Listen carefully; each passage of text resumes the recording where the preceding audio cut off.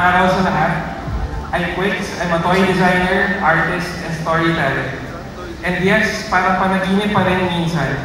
That's what started as sketches on my mind and in my notebook are now being collected all over the world. At din si Texas 3. Pero hindi po ito instant. I started small, I started local. Diyan sa bedroom, sa mga blank walls and sa blank canvases. I started with one goal, to create something proudly Filipino na kaya makipagsabayan sa global scene. That's why I made my character named Tech63.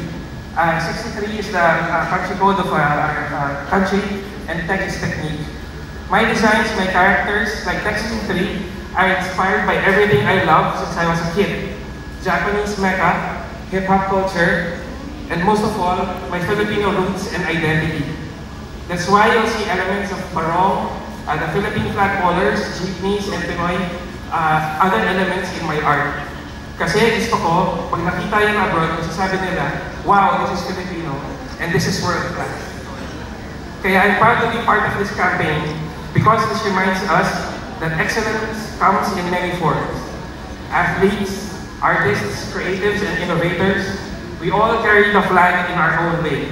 And tulad ni Jollibee, mula sa simpleng simula, ngayon global na. Pero never nawala yung puso, Filipino pa rin ang lasa. So to all the young creatives out there, don't be afraid to dream big. Use your voice, use your style, and use your roots. Kahit hindi pa mainstream, kahit hindi pa tanggap ng lahat, just like our toys, because authenticity is a superpower. And your culture is your edge. Let's keep creating, keep inspiring, and let's show the world what Filipino creativity looks like. Tayo ang pinaka-talento na makakagawa ng likhang angat sa iba. Maraming salamat po.